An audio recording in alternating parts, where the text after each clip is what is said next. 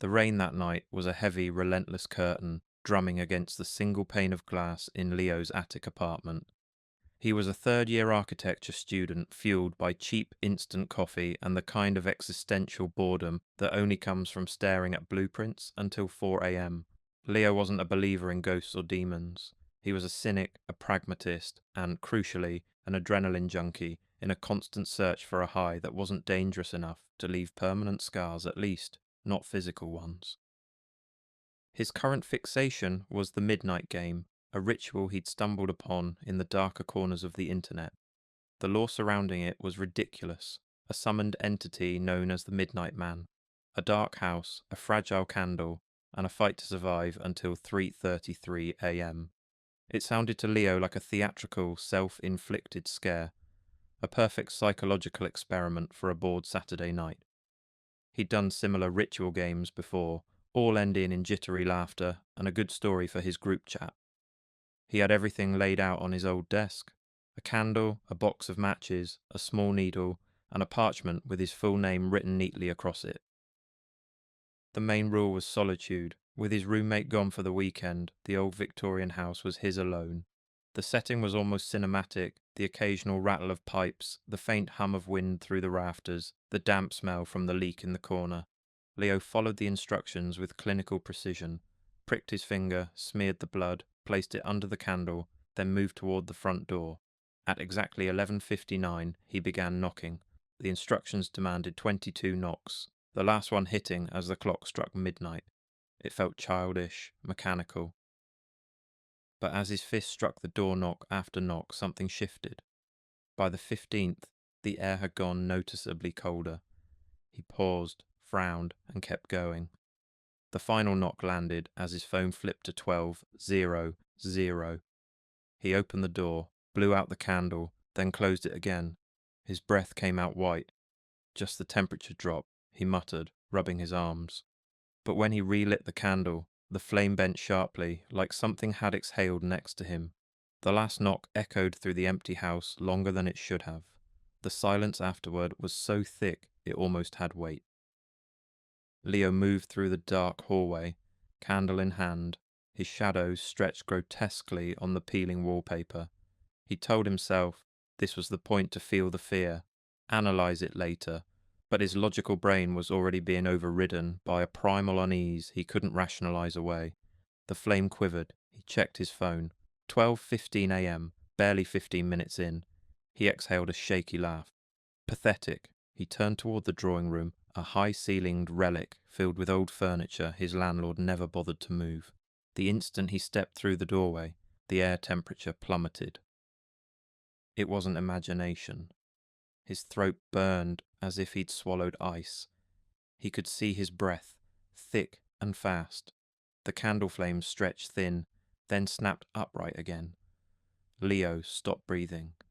From somewhere near the heavy curtains came a faint sound, like dry paper rubbing together. A whisper. Too faint to make out, but undeniably human in cadence. His chest tightened.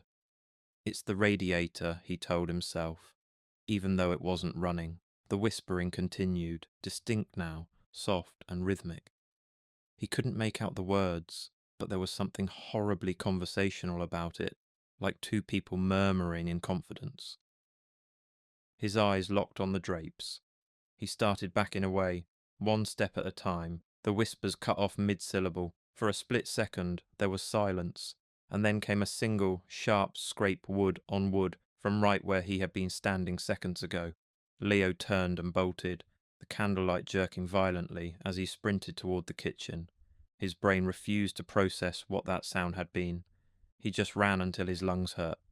The only noise now was his breathing and the faint patter of rain against the window panes. He ducked into the pantry, a narrow, claustrophobic space, smelling of old spices, and slammed the door shut. The darkness pressed against him, except for the faint glow leaking through a crack, where he could still see the reflection of the candle on the tile floor outside. It was 12:43, not even an hour in. His hand trembled so hard the wax dripped down his wrist and burned him, but he barely flinched. He needed to move. Sitting still felt worse than walking into danger. He eased the door open and crept out. The house was soundless except for the creak of floorboards beneath his socks. He made it halfway across the dining room when the flame died. No warning, no gust, just gone. Panic detonated in his chest. 10 seconds to relight, or the game was lost. He dropped to his knees, fumbling in his pocket for the matches. His hands were slick with sweat, every movement clumsy. The box slipped, clattered onto the floor, and skidded somewhere out of reach. He cursed under his breath and groped blindly through the dark, every scrape of his nails on wood too loud. Then something touched him, a static pulse against the back of his neck, faint but electric, like brushing against a live wire. He froze. The air behind him shifted. He heard it clearly this time, a long, deliberate inhale, inches from his ear, the sound of a person trying not to make a sound. Leo's body moved before his mind did. He swiped at the floor, found the matchbox, and struck one with shaking hands. The flare of sulphur burned bright, casting brief, violent light across the room, and nothing was there. Just furniture, an empty space. He lit the candle again, heart hammering. The flame flickered back to life. He glanced down, and that's when his breath stopped. The matches he'd dropped were no longer scattered.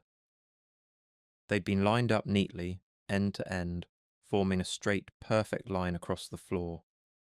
He stared, the realization slamming into him like ice water. Something had been down there, right beside him, arranging them in the dark while he searched. He didn't think. He didn't rationalize. He grabbed the candle and ran, bare feet pounding up the stairs 2 at a time, the tiny flame whipping wildly as he fled deeper into the house. Leo reached the landing of the 2nd floor, his chest heaving, his legs burning. The initial panic had solidified into a cold, terrifying certainty. This was not a prank. It was 1:15 a.m., and he was losing ground. He found a temporary refuge in his roommate's study, a small, cluttered room full of oversized art books. He stood behind the door, using the single candle to quickly sketch a crude salt circle around his feet, an extra precaution he'd seen mentioned, though it went against the rules of perpetual movement. He stood rigid, trying to control his ragged breathing, when he realized the air wasn't just cold, it was saccharine. The room had taken on a heavy, cloying scent, like lilies or rotting fruit, the kind of odour associated with Victorian funerals. Then the sound began, a very slow tap, tap, tap, coming from the hallway outside. It wasn't footsteps. It was the sound of a single long fingernail, lightly dragging along the plaster wall. The sound moved past the door, paused, and then returned, stopping right on the threshold. Leo's heart hammered a desperate plea against his ribs. He heard a sigh, deep and resonant, from the other side of the wood. Then, a low, guttural voice, not a whisper this time, but a deliberate, slow and sibilant speech began. Leo, Alistair, Vance. The pronunciation of his full name was deliberate, almost affectionate, yet dripping with a chilling possessiveness that made his blood run to ice. The entity had crossed the line. It knew his name, and it was toying with him. He realized with a sickening lurch that the Midnight Man wasn't playing hide and seek. It was playing cat and mouse. The salt circle was a beacon. He had marked himself. The doorknob began to turn, slow but steady, clicking softly against the lock. He felt the faint vibration through the floorboards as the pressure increased. The voice on the other side made a low, amused sound, almost a chuckle. Leo's hand went for the candle instinctively, but his fingers were shaking so badly he almost dropped it. The lock gave one final metallic whine. Leo acted before his mind caught up. He kicked the door open, hard, and the impact sent the candle flying across the room. It hit a bookshelf, sputtered, and went out in a faint hiss.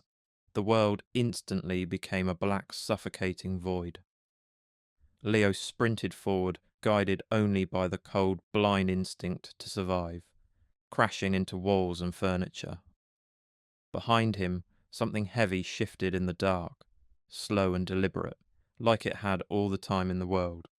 He reached the stairs by touch and stumbled down, half falling, his knees scraping the wood.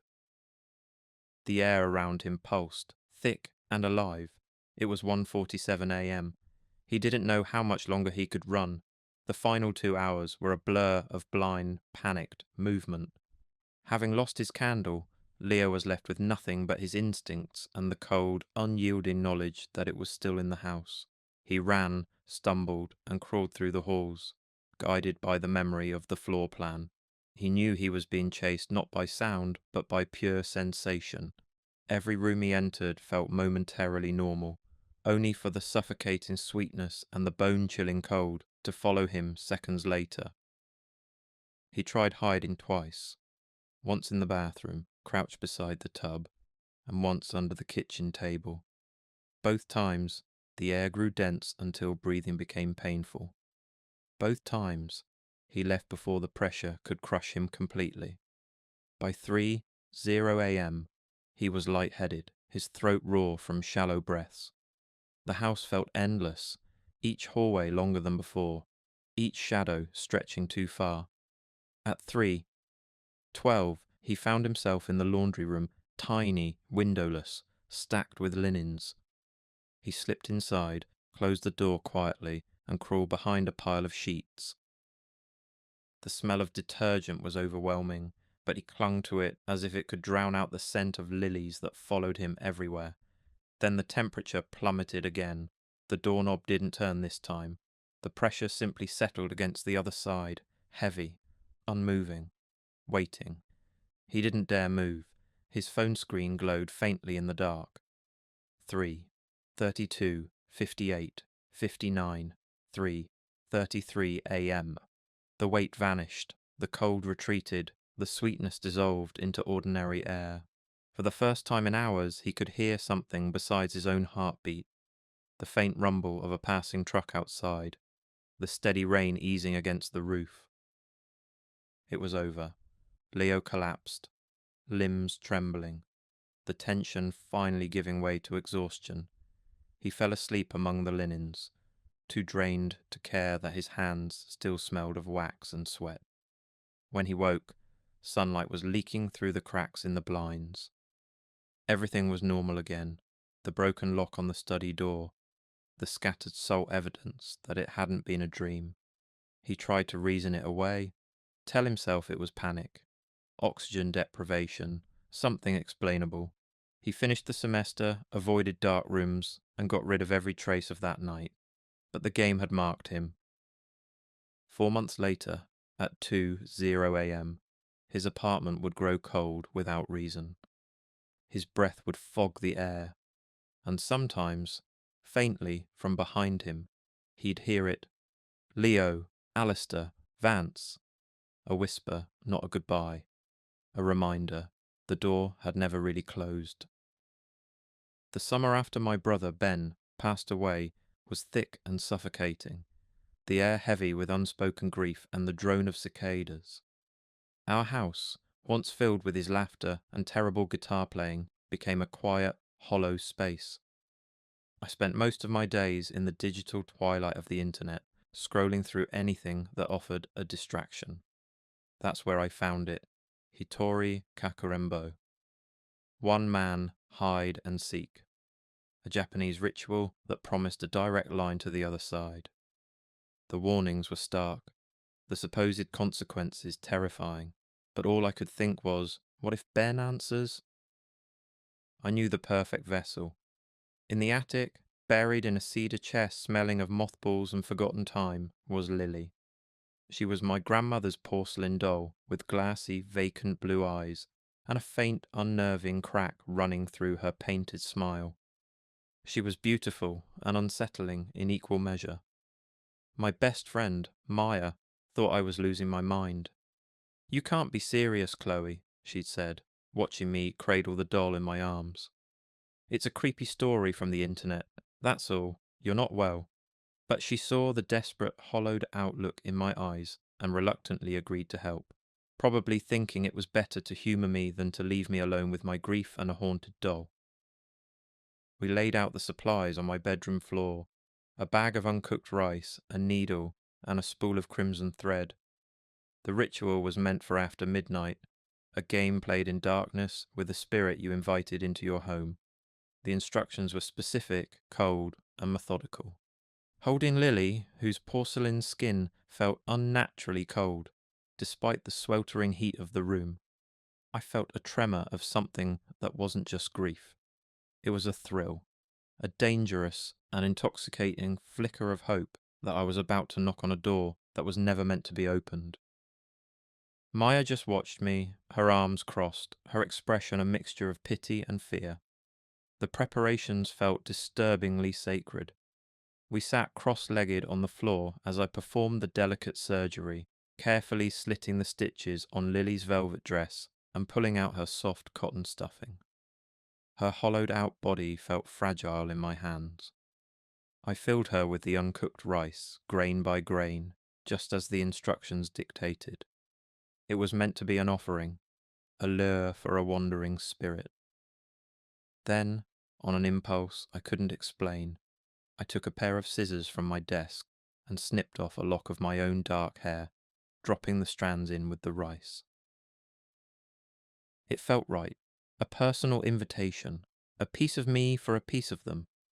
As I began stitching her back up with the bright red thread, a strange sensation prickled my skin. The air in the room grew heavy and still, and the doll seemed to get colder, a deep, cellar-like chill that seeped into my fingertips. I glanced up at Maya, who had gone pale. "Do you feel that?" she whispered, her eyes wide. I nodded, my heart starting to thrum a little faster. It was probably just our nerves, the power of suggestion. But when I tied the final knot, Lily's head lolled to the side, and for a split second, I could have sworn her vacant blue eyes shifted, focusing directly on me. "Okay, she's ready," I said, my voice barely a whisper. I set the doll down, and she sat there propped against my bed, her cracked smile seeming to widen in the dim light. We still had hours to wait until midnight, hours for the anticipation to curdle into genuine fear. The doll was no longer just an antique plaything. It was a vessel, a loaded gun waiting for the trigger, and as the afternoon sun cast long shadows across my room, I couldn't shake the feeling that something was already waiting inside her, patiently watching us from behind those glass eyes. The hours crawled by. The oppressive silence of the house, combined with the doll sitting ominously in the corner, was starting to get to us. "I'm bored," my younger sister, Eva, whined from the doorway, her friend giggling behind her. "Can we go in the pool?" That's when the idea struck me, a stupid, childish impulse to break the tension. I looked at Maya, a mischievous grin spreading across my face. "Are you thinking what I'm thinking?" I asked, nodding toward the doll. Maya's eyes lit up with a spark of our old pre-tragedy selves. A harmless prank was exactly what we needed. I snatched Lily off the floor and we crept out to the backyard. Ava and her friend were already splashing in the shallow end of the pool, the water glittering under the harsh afternoon sun. "Hey Ava, catch!" I yelled, and with a dramatic underhand toss, I sent Lily sailing through the air.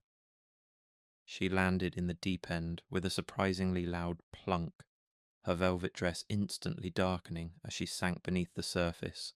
For a moment, nothing happened. Then Ava's friend let out a blood-curdling scream. She was pointing a trembling finger into the water. Her eyes opened!" she shrieked, scrambling out of the pool as if the water itself were toxic. Ava followed right behind her, her face a mask of pure terror. Maya and I burst out laughing, doubling over at their ridiculous overreaction. "It's just a doll," I gasped between laughs. But when I looked back at the pool, my laughter died in my throat. The spot where Lily had landed was now a patch of unusually still, dark water. The ripples had vanished, and an unsettling calm had fallen over the deep end, as if the pool had just swallowed something whole. After our sisters had run inside, still hysterical, Maya and I decided it was time to retrieve the evidence. "All right, you win. That was pretty creepy," Maya admitted, still smiling. I grabbed the long-handled pool skimmer and walked to the edge of the deep end, expecting to see Lily resting peacefully on the bottom. But there was nothing.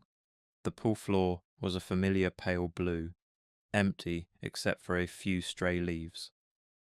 "That's weird," I murmured, dragging the net across the bottom. It came up empty. We spent the next hour searching. We took turns diving into the unnervingly cold water of the deep end, our hands feeling blindly along the smooth floor and walls. We checked the skimmer basket and the filter, our initial amusement slowly dissolving into a cold, creeping dread. The doll was gone. It wasn't a small toy. It was a 2-foot-tall porcelain doll. It couldn't just vanish. As the sun began to dip below the horizon, casting the backyard in a creepy orange glow, a new horrifying thought began to take shape in my mind. The ritual instructions had been very clear. You had to stab the doll to end the game. But we hadn't even started. We hadn't named a spirit. We hadn't turned off the lights. We hadn't hidden. We had simply prepared the vessel, filled it with rice and a piece of myself, and then we had lost it. "Chloe, this isn't funny anymore," Maya said, her voice shaking as she scanned the darkening yard. "Where did it go?" I had no answer. All I knew was that the tool for our game was missing, but the chilling sensation of being watched was stronger than ever. It felt like the game had decided to start without us. By the time we gave up, the last light had drained from the sky. I turned on the pool light, but the water stayed murky, the glow diffused by a strange cloudy film. Maya kept glancing over her shoulder, like she expected something to emerge from the shadows. "Maybe the filter sucked it down," she said weakly. "Or maybe it's wedged under something." But we both knew that was impossible. I told her I'd check again tomorrow, and she nodded, too eager to leave. When she got in her car, she didn't even wait for me to wave goodbye before speeding down the street. Inside, the air conditioning hummed, too loud and too steady. Ava refused to come downstairs, muttering something about nightmares.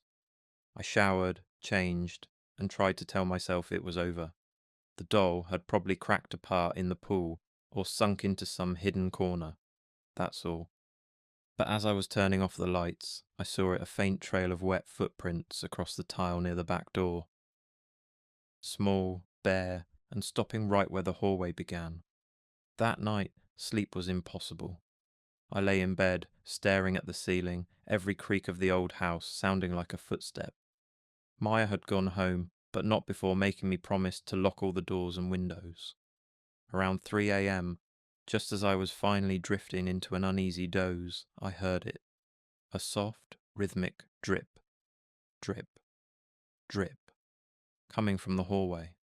It sounded like someone, soaking wet, was walking slowly toward my bedroom door. I froze, my body rigid with a terror so absolute it felt paralyzing. Ben was gone. My parents were asleep. No one else was supposed to be in the house. The dripping stopped right outside my door. Silence.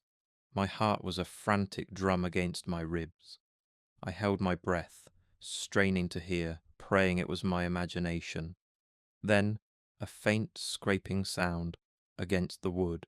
The sound of a small, hard fingernail dragging slowly down the door. And then, the doorknob began to turn. It wasn't a forceful twist, but a slow, deliberate, impossibly patient rotation. I scrambled backward off my bed, pressing myself into the far corner of the room, a silent scream trapped in my throat. The latch clicked, once, then again. The door eased open an inch, just enough to let in a sliver of darkness deeper than the room itself. My throat tightened. I wanted to scream for my parents, to move, anything, but I couldn't.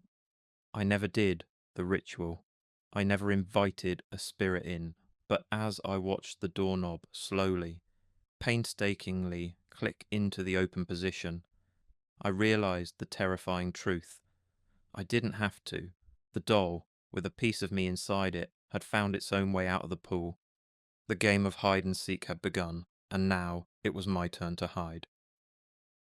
The year was 1998, and our 5th grade class had just been unleashed onto the blacktop for afternoon recess. The usual games of foursquare and tetherball were quickly abandoned. The real excitement was huddled near the back fence, where a dozen girls were buzzing with the secret knowledge of urban legends. Our leader was a girl named Cassie, whose dad owned the only video rental store in town, making her the keeper of all things spooky and forbidden. She told us the story of Bloody Mary, but Cassie wasn't interested in the predictable bathroom mirror version. "That's for babies," she sneered, adjusting the strap of her neon backpack. "We're doing the real one, the one my cousin saw in a book." The location was perfect, the desolate sandy space behind the swing set, far from the watchful eyes of Ms. Alwenstein. Albright. The air was still and dry, and the smell of metal from the swings mixed with pine needles from the bordering trees. I joined only because everyone else did. I didn't want to be the one left out. Honestly, I thought it was dumb, something that would fail spectacularly and give us a story to laugh about later. Cassie explained the outdoor version. We had to make 4 circles, each group joining hands to form a ring. 12 girls in total, our sneakers leaving half moons in the sand. I ended up in the 3rd ring between the twins, Sarah and Jenna. "Now," Cassie said, stepping into the centre. "We spin 3 times, slow, and say her name." Her voice was sharper than usual, a little too confident. We started turning, our hands clamped tight, chanting with uneven rhythm. "Bloody Mary, Bloody Mary." The 2nd time, some of us giggled, but by the 3rd, everything felt off. The air thickened. It wasn't imagination, it was real pressure, pushing down, like the sky had dropped closer. My stomach flipped, and my knees buckled. The last thing I registered was the sound of bodies hitting the ground, one heavy thud after another, before everything went black. When I came to, it was like snapping out of a dream mid-sentence. My cheek was pressed into the sand, gritty and cold. I sat up fast, blinking, trying to figure out what had happened. It was still recess.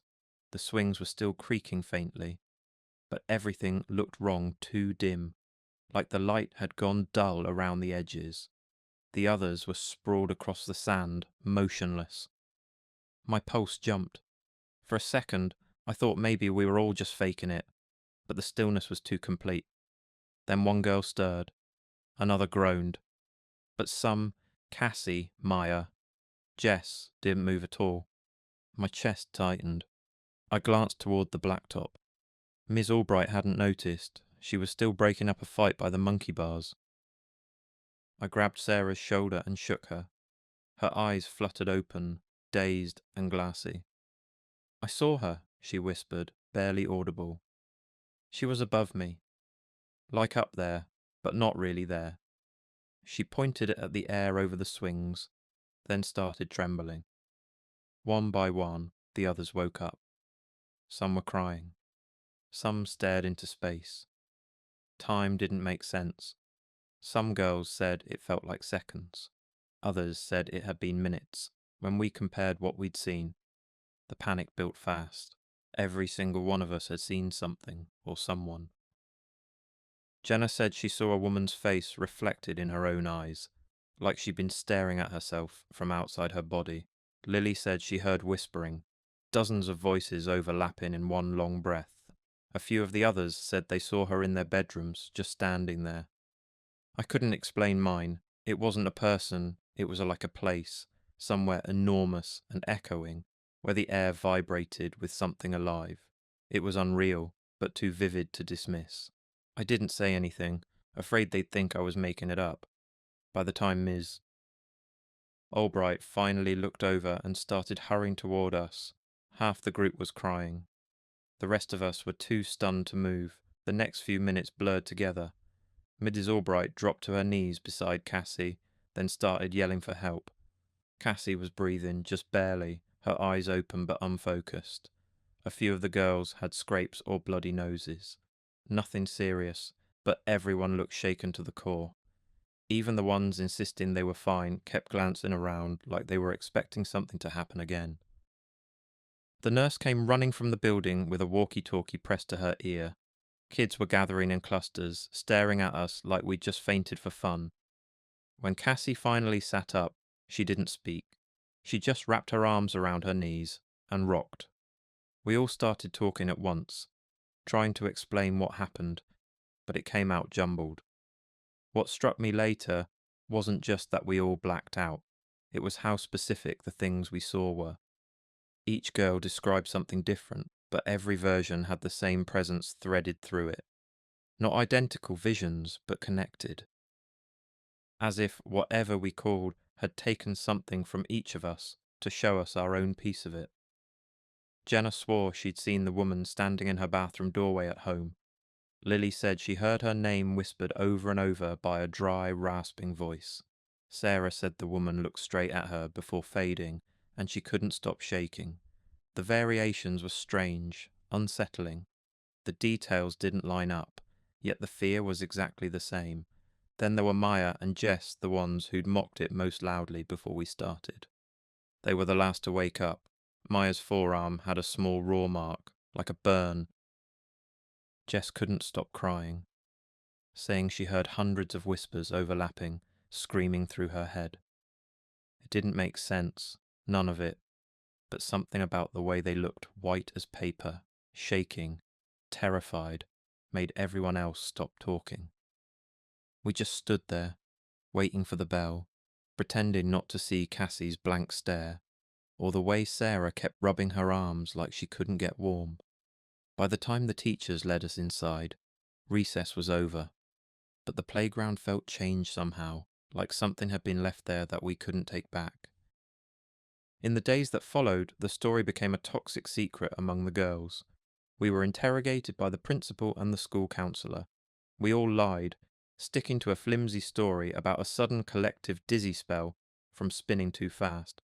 No one questioned it too hard. It was easier to believe we just fainted than that 12 kids had blacked out at the same time for no medical reason. But underneath the surface, we knew exactly what we'd done.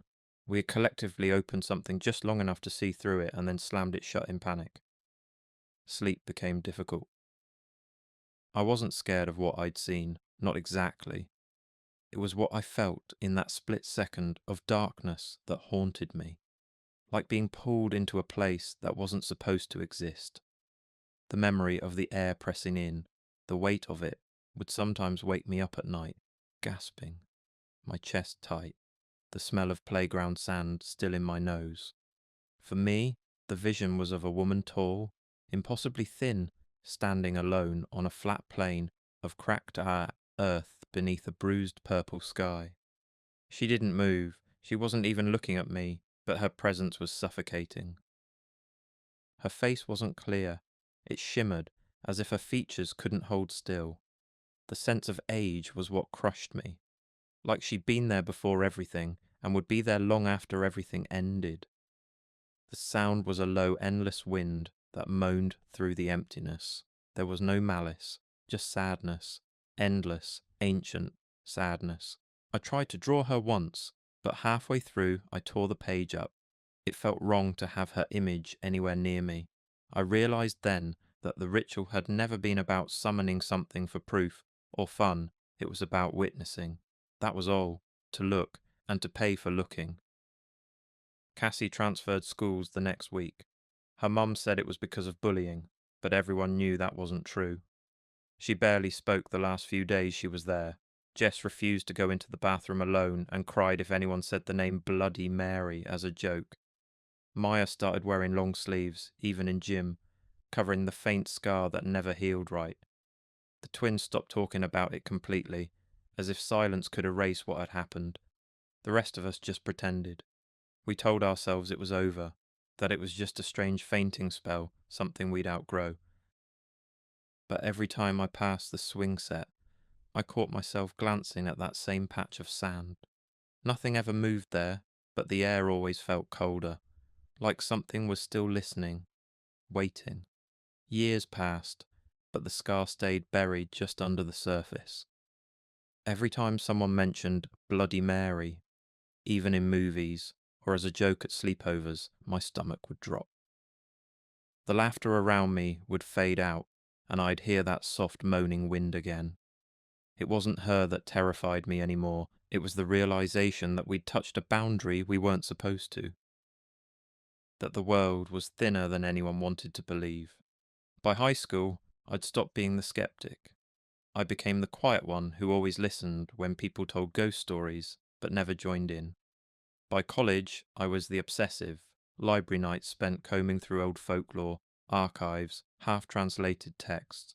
I wanted to understand what she was, not to find her again, but to make sure I never accidentally did. I learned that versions of her story existed everywhere, different names, different rituals, but the same purpose, to witness. To call her up was to be marked by knowledge you couldn't unlearn. One evening, years later, I was cleaning out a box of childhood photos. I found our 5th grade class picture, the cheap glossy kind, with everyone squinting in the sun. There we were, the same girls, smiling stiffly in front of the blacktop. I counted us out of habit. Then my eyes drifted to the background, to the chain-link fence and the small patch of sand behind the swings. At first, I thought it was just a shadow from the trees, but then I realized the shadows were wrong, too tall, too sharp. They pulled together into a single elongated figure standing just behind the fence. No face, no details. Just a vertical shape where none should have been. It wasn't cast in a shadow. It was the shadow. My throat went dry. The photo was taken the same week as the ritual. She had been there. Not imagined, not conjured in our heads. She was standing there before we ever said her name. I didn't tell anyone. I slid the photo back into the box and sealed it. Some knowledge doesn't fade, it roots itself inside you. And as I sat there, the warning I had ignored all those years ago came back to me in a single, clear thought. Do not call up that which you cannot put down. We had called her, and knowing her name was enough to keep her near forever. The cabin smelled of cedar dust and neglect, a heavy perfume that Elias had come to associate with his late grandfather. He had inherited the place, a relic deep in the fog-drenched mountains of the Pacific Northwest, along with all its analog ghosts, stacks of ancient vinyl, reel-to-reel tapes, and the kind of bulky, beautiful sound equipment Elias, a modern audio engineer, obsessed over. He was a man who preferred the hiss of magnetic tape to the sterile clarity of digital. This isolation was his laboratory, and his current experiment was fueled by a lonely curiosity. It was called the Red Book Game, a ritual found in a forgotten folder of occult scans. It was supposed to be a form of divination, a way to contact a spirit and ask 3 questions. Elias, perpetually searching for the final unheard message on any piece of static-laced media, wasn't seeking spirits. He was seeking lost knowledge. He just needed one answer. What really happened to my grandfather?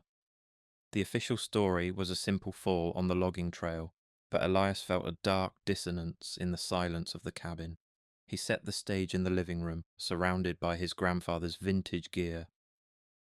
A flickering oil lamp was his only light source.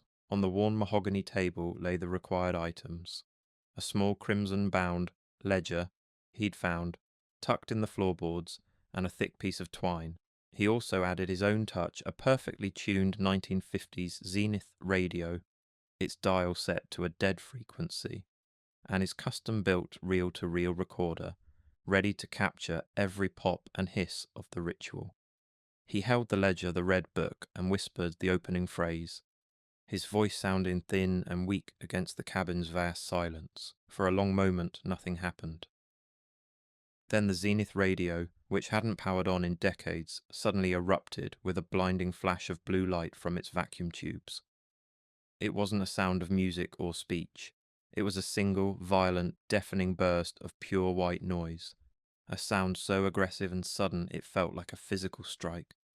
Elias stumbled back, knocking his chair over, heart hammering against his ribs. "Confirmation," a cold voice whispered in his mind. "The game has started." Elias scrambled back to his post, the lingering smell of ozone heavy in the air. The Zenith had gone silent and dark again, but his reel-to-reel recorder was running, the tape spinning obediently. He spoke his first question, his voice now steadier, hardened by the initial shock. "Who are you?" The ritual required him to wait for a physical sign, a whisper, a knock, but Elias was looking for an auditory anomaly. He received it almost immediately, though not from the air. A faint, low sound was coming from the dusty corner of the room, near an old, locked metal toolbox his grandfather had always kept nearby. It was the sound of faint, distorted voices, not quite words, but fragmented, dramatic exclamations, interspersed with booming musical scores. It sounded like the audio track of an old, forgotten movie trailer. Elias crept towards the toolbox, his phone's flashlight beam cutting through the gloom. The sound was definitely emanating from inside the locked box. He grabbed a screwdriver from his pocket and worked quickly, prying the rusty latch open. Inside, amongst old tools and dried paint, there was a tiny battered cassette tape he'd never seen before. It was pitch black, unlabeled, and the trailer sounds were leaking directly from the plastic shell, even though it wasn't in a player. He snatched the cassette, and the sounds instantly went silent. He quickly inserted it into a portable, functioning tape player. He pressed play, and the audio returned, clearer this time. It was a bizarre, over-the-top trailer, the narrator's voice gravelly and panicked. "They said he was a friend. They lied. The book. It has claimed him." The trailer cut abruptly to a single, drawn-out, terrified scream. Elias ripped the cassette out, his hands shaking. He hadn't just asked a question, he had been given a personalized, terrifying response. The entity was communicating, but not through words. It was using his medium, his analog obsession, to deliver fractured, coded messages. Elias had asked his second question. "What is your purpose?" The cabin became violently cold, and the air filled with the thick, buzzing static that had accompanied the Zenith's flash. This time, the answer came from the top floor. Following the static, which grew louder and more piercing with every step, Elias climbed the creaking staircase. The noise was leading him to his grandfather's old study, a room Elias rarely entered, believing it to be the origin point of the cabin's oppressive atmosphere. The door was slightly ajar, casting a dark, rectangular shadow onto the landing. The static was deafening now, vibrating the floorboards. It was coming from a large floor model television, a colossal piece of furniture from the 1970s that had been broken for 20 years and was used only as a dusty stand for potted plants. The screen, however, was not dark. It was glowing with a shifting pattern of black and white noise. It was not plugged into the wall. The power cable was neatly coiled on the floor beside it. As Elias cautiously approached, the static cleared for a moment, replaced by a visual, a single frozen frame on the screen. It was an old family photograph, one Elias recognized. His grandfather, younger, standing beside the cabin. But in this digital distortion, his grandfather's face was obscured by a thick, dark smear of black ink. The static returned, louder than ever, and the television screen began to pulse with a low, menacing rhythm. Elias knew he had to retreat. He turned and fled down the stairs. The image of his grandfather's ruined face burned into his vision. Back in the relative safety of the living room, Elias struggled to rationalize the impossible. The broken radio, the self-playing cassette, the unplugged, glowing TV. The entity wasn't haunting the cabin, it was hijacking the dead technology, bringing forgotten machines back to life just long enough to speak. And every message led to one thing: his grandfather. Every malfunction, every flicker of power was tied to that man's past, and to the strange unrecorded rituals he'd left behind. Elias steadied himself in the chair, breath coming in shallow bursts. The oil lamp trembled faintly from the draft, or maybe from the hum still vibrating through the floorboards. He swallowed hard and forced the final question out, barely a whisper. Was my grandfather responsible for something terrible? He waited. The cabin stayed quiet, the kind of silence that made you hyper-aware of every heartbeat. Then, from across the room, the reel-to-reel recorder clicked on by itself. The reels turned.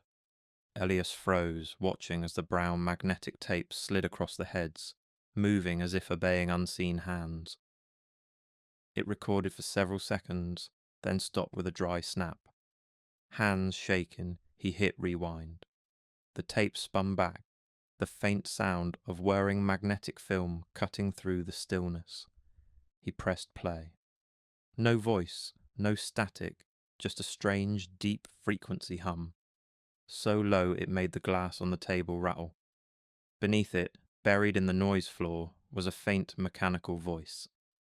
He pulled the machine closer and patched it through his mixing console, isolating the frequencies the way he'd done with damaged archival recordings.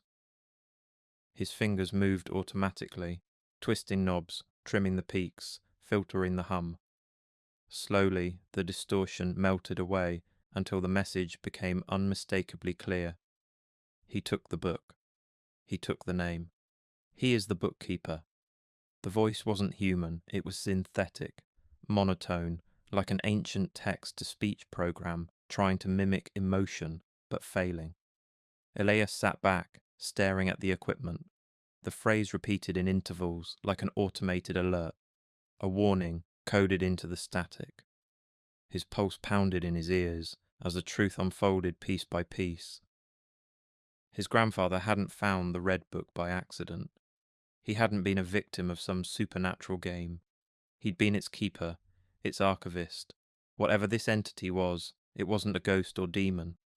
It was something that required documentation, record-keeping, a chain of succession, and when his grandfather died, it hadn't died with him. It had been waiting for the next caretaker, the one with the same curiosity, the same hunger for lost media. Elias realized too late that the ritual wasn't about asking questions. It was about re-establishing contact. He wasn't the investigator anymore. He was the connection. He was now part of the record. The hum deepened into a violent surge of static, and the recorder's reels spun out of control, unwinding the tape into a tangled mess that coiled around his feet. When it stopped, the only thing left running in the room was the clock on the wall, ticking steadily toward dawn. Elias looked at the red ledger on the table with new eyes. It wasn't just a prop, it was the mechanism. The ritual hadn't just opened a door, it had reactivated a contract. The rules were simple. It ended only if the spirit was dismissed, or if the morning came. But dawn still felt miles away, and the walls seemed to hum with faint rhythmic energy, like the cabin itself was breathing. He grabbed the ledger, meaning to throw it into the fireplace, to burn it and end whatever was still alive here. But as he lifted it, his fingers locked mid-air. His body wouldn't move. The cover, once plain red, was now etched with something burned deep into the leather. He blinked, hoping it was a trick of the light, but it wasn't. A new name glowed faintly in the dim lamplight. Elias Vance. He staggered back, the book slipping from his hands and hitting the floor with a dull thud.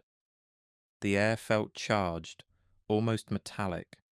It wasn't his grandfather's contract anymore, it was his. He was the new bookkeeper. The entity hadn't answered his question, it had assigned him a position. The first line of dawn cut through the fog, spilling weak light across the cabin floor. Instantly, the static collapsed. The oppressive hum vanished, the air cleared. The weight pressing against his chest released. He stood motionless, staring at the light, half expecting it all to reverse. But the cabin was quiet again, only the wind brushing against the walls. He packed what he could carry, his reel-to-reel, the black cassette, and left without looking back. He sold the cabin through an agency, never setting foot there again. In his apartment, he tried erasing the tape hundreds of times, but the trailer's voice always came back distorted, broken, and endless.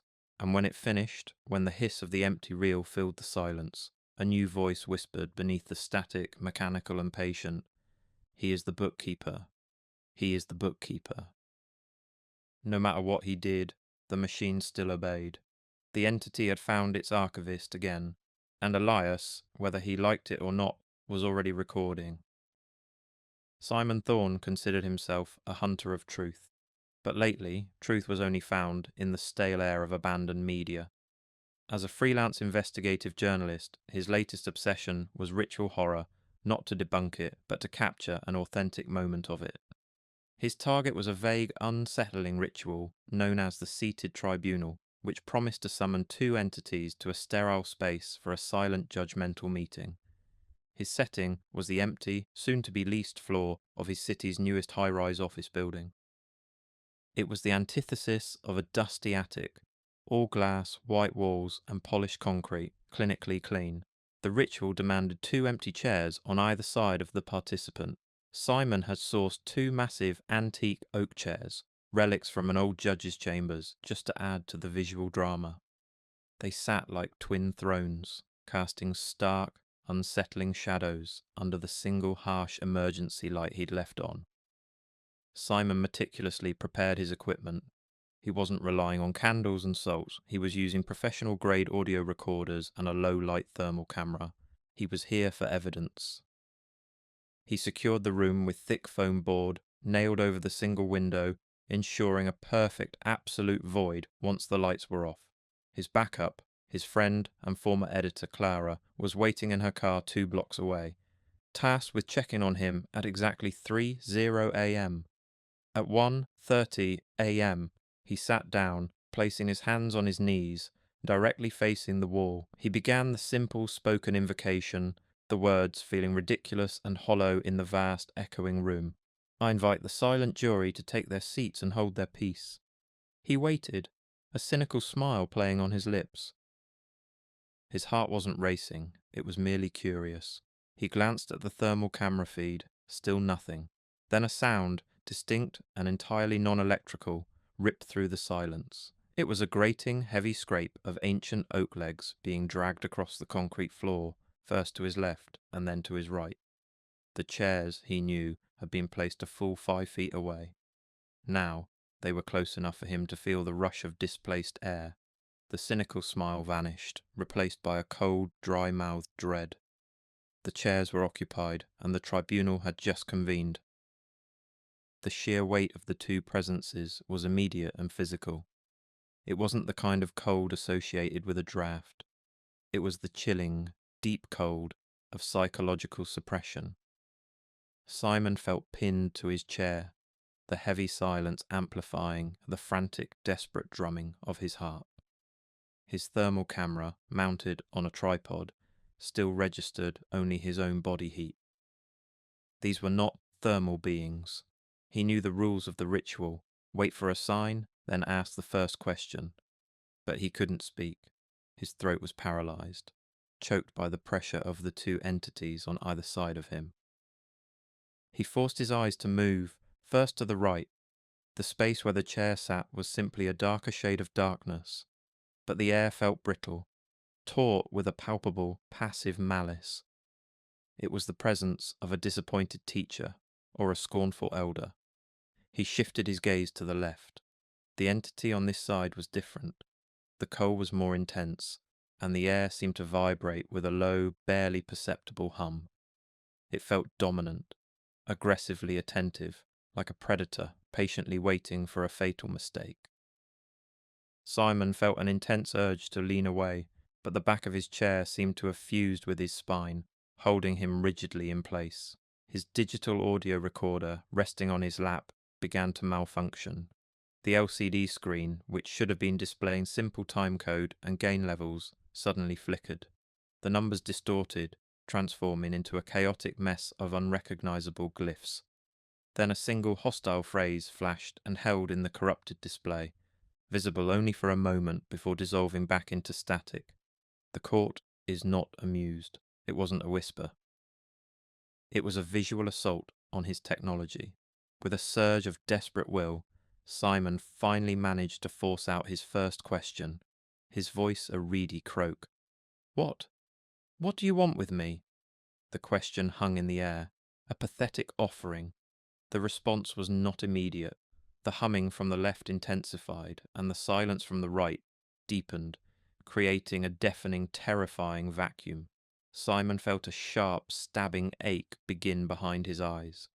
It was a psychic intrusion, a rapid, hostile downloading of information straight into his mind.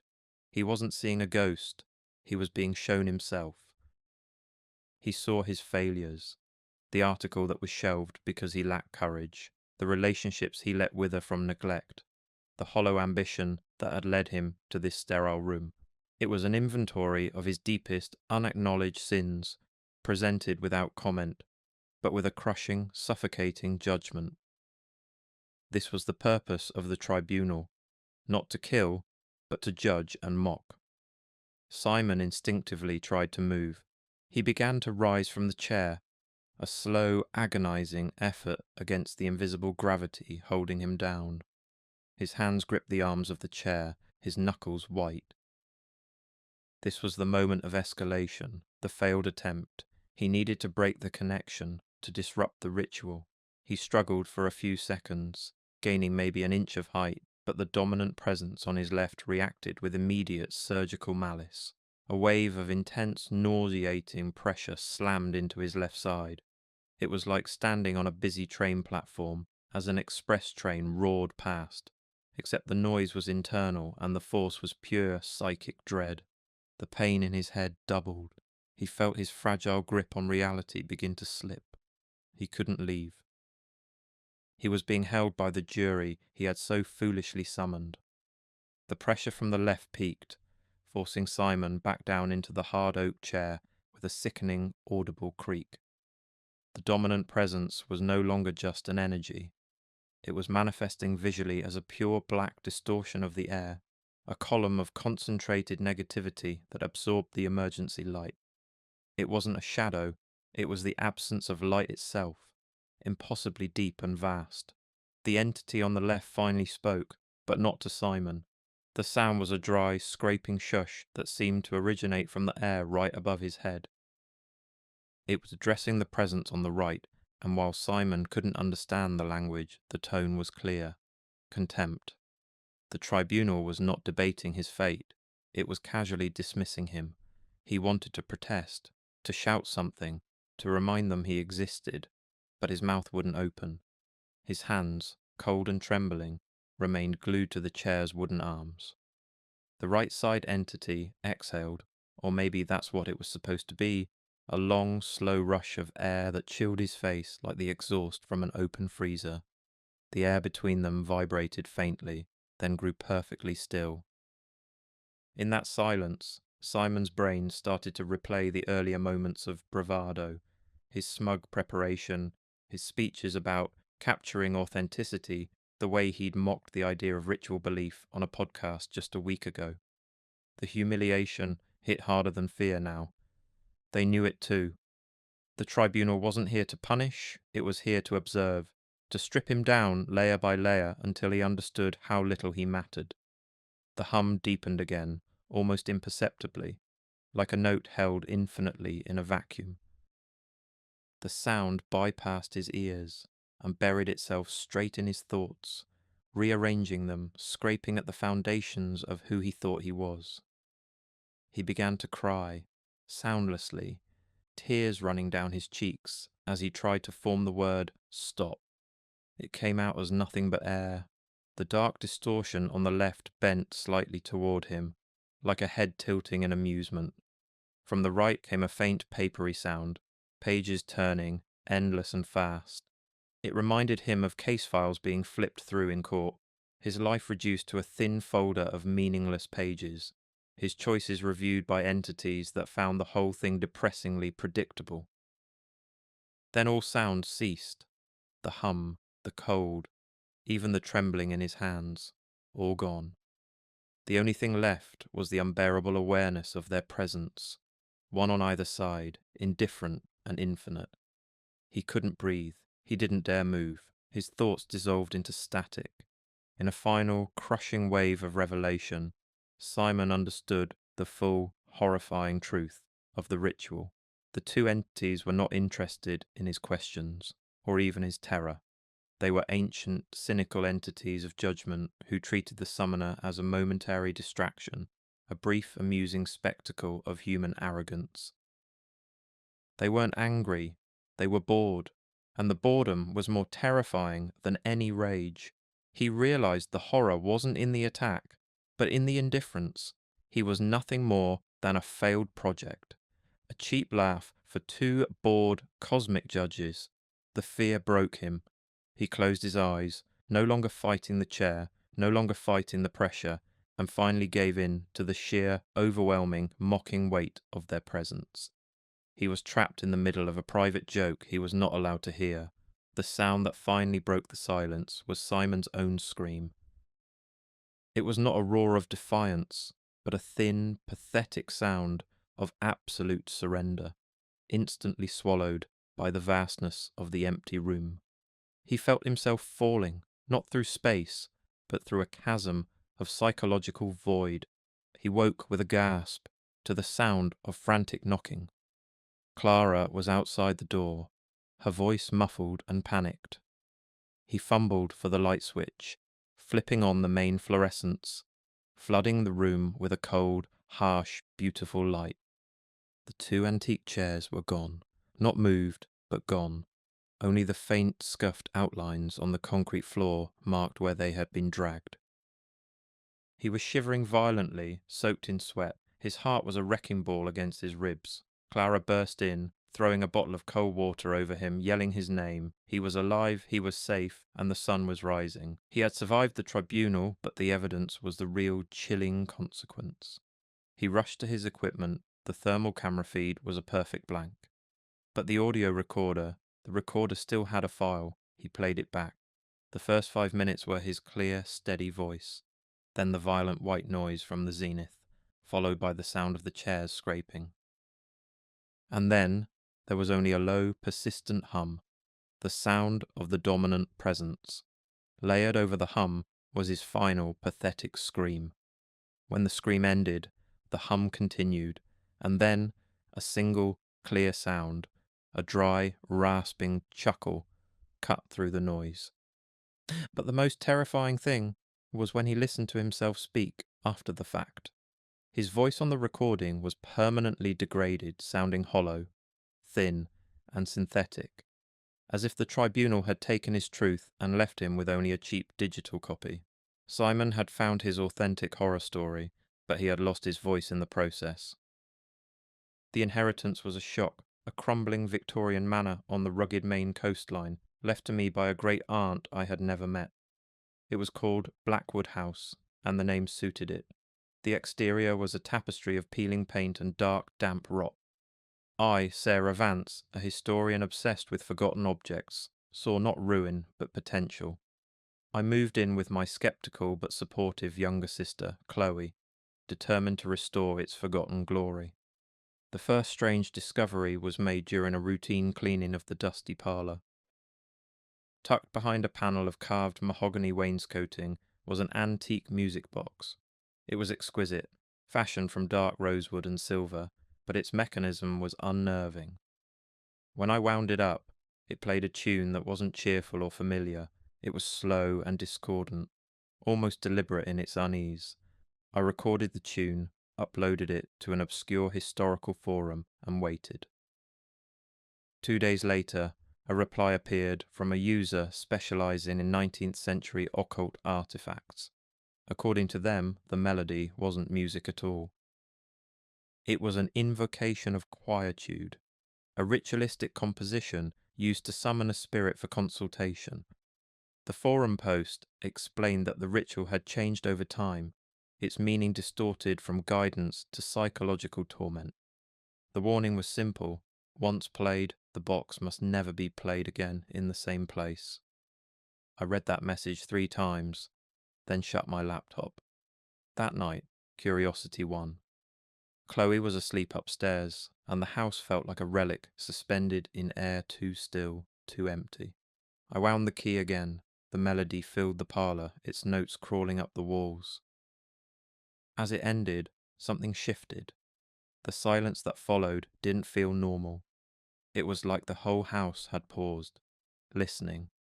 The peace lasted exactly 2 days. Then it began.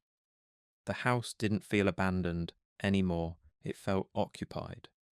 Even Chloe, who laughed at my talk of atmosphere, started keeping the lights on when she walked through the hallways. One night, we sat in the kitchen with mugs of instant coffee, sketching renovation plans, when we heard a knock. Just one. Soft, deliberate. It came from the hallway door. "Probably the wind," Chloe said, half smiling. But the night outside was calm. A minute later, 3 sharp knocks. Louder, faster. I went to the door and opened it. The hallway was empty, stretching toward the parlour. I checked the front door locked. The windows latched. I tried to brush it off, saying something about pipes or wood expansion, but then it came again. Not a knock this time, a slam.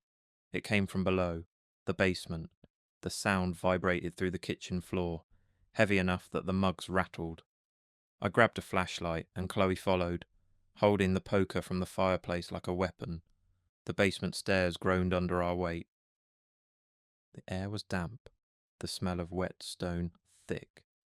The slam had come from the far corner, where a massive coal chute was bolted shut with rusted metal. But now the metal plate was off, 5 feet from the wall, dented. The bolts lay scattered across the floor. We stood frozen. There was no draft, no animal, just the faint echo of our own breathing. I looked at Chloe, but neither of us said what we were thinking. Something had moved that plate, something strong. From that night on, we weren't alone in Blackwood House. The noises changed footsteps in rooms we hadn't entered, soft humming that matched the tune of the music box, though we'd locked it away. Whatever had been invited was now awake.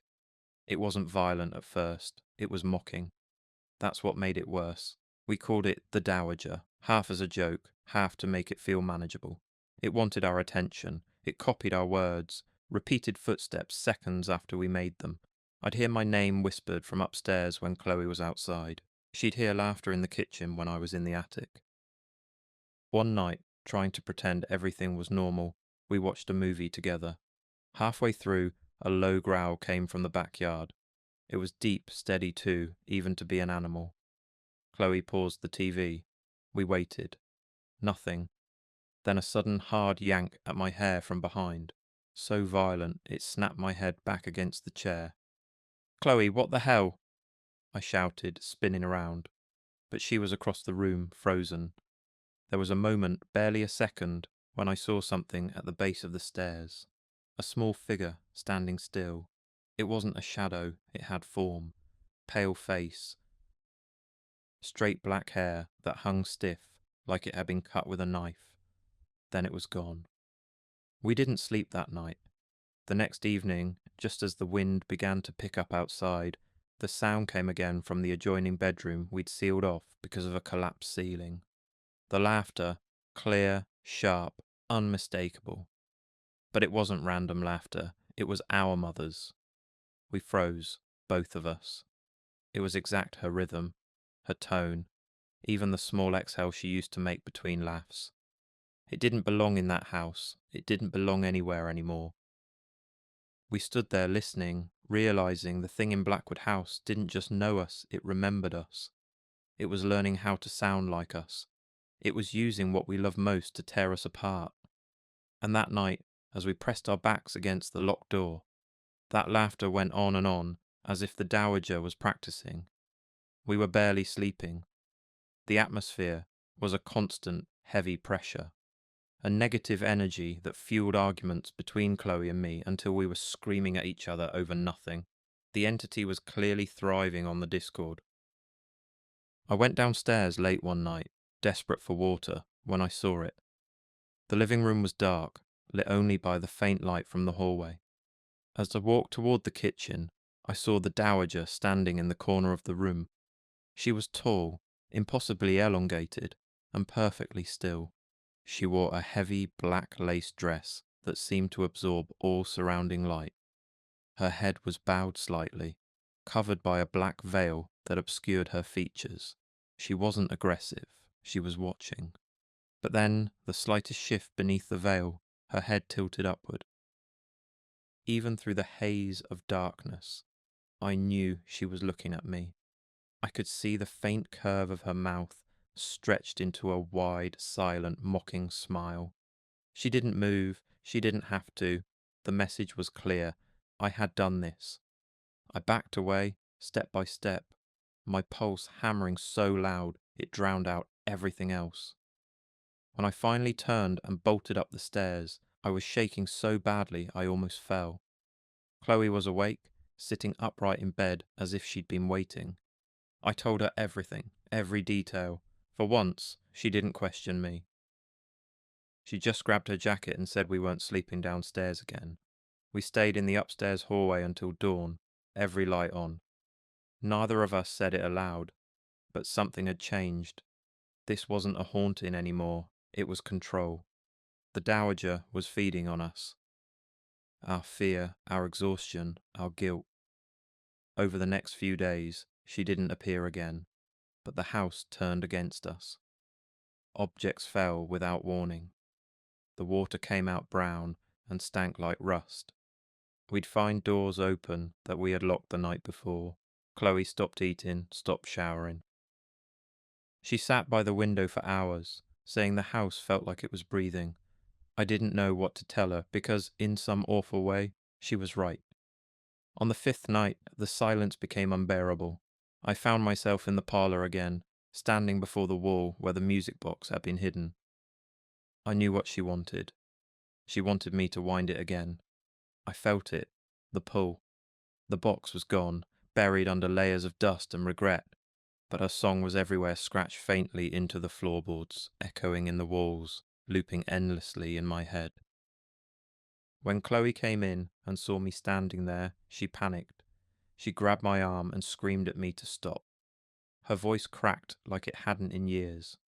That broke something in me. The realization that I wasn't fighting the house anymore. I was fighting myself. I took her hand and we ran upstairs, locking ourselves in our parents' old room, sitting in silence until morning. We made our last stand a few days later. While our parents were away on a weekend trip, the entity was escalating. It was no longer satisfied with fear. It wanted chaos. We were huddled in the kitchen when the noise began, faint at first, then unmistakable. From our parents' locked bedroom came a crash, then another, furniture being dragged, the hollow sound of something jumping off the bed and landing with a heavy thud. "Don't go up there," Chloe whispered, clutching my arm. The doorknob began to rattle violently, shaking with such force that the hinges whined. We could hear it, whatever it was, pulling from the inside, trying to break free. I knew with absolute certainty it wasn't the wind or pipes or imagination. It was her. We ran. Out the door, down the path, barefoot and shaking. The night air hit like ice. We didn't stop until we reached the road, lungs burning, neither of us daring to look back. When we returned with my father the next morning, the room was a disaster. The dresser overturned, the mirror shattered, the floor littered with pieces of broken porcelain. The air was thick, cold, and heavy, like the aftermath of violence. We brought in help priests, paranormal researchers, anyone who would listen. They blessed every wall, sealed the parlour, locked away what remained of the music box. After that, the house fell silent. But silence didn't mean peace. Even empty, Blackwood House felt wrong. The walls seemed to remember. We sold it fast, taking a loss, eager to forget. I buried the music box miles away, deep in the woods, in a hole I never planned to find again.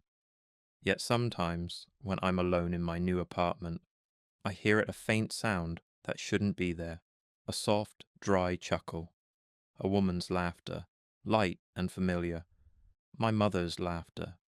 And every time I feel that same mocking smile somewhere in the dark, waiting for me to listen again.